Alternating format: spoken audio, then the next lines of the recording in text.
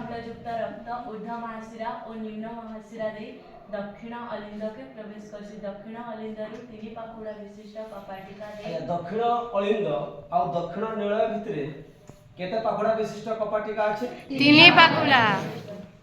3 पाखुड़ा विशिष्ट कपाटिका दे दक्षिण निलय को रक्त प्रवेश करे। दक्षिण निलय रु रक्त फुसफुस धमनी दे फुसफुस को जाए और फुसफुस रु अंगारक अम्ल युक्त रक्त रु अंगारक अम्ल बाहरी जाए और अम्लजान युक्त रक्त अम्लजान आसिक रक्त रे मिसि आरो अम्लजान युक्त रक्त फुसफुस शिरा दे वाम अलिंद को जासी। वाम अलिंद रु 2 पाखुड़ा विशिष्ट कपाटिका दे वाम निलय के आसी। वाम निलय रु अर्धचंद्राकृति पाखुड़ा दे अर्ध इजारा काण थिसी अर्धचंद्राकृति कपाटिका थिसी बुझिला।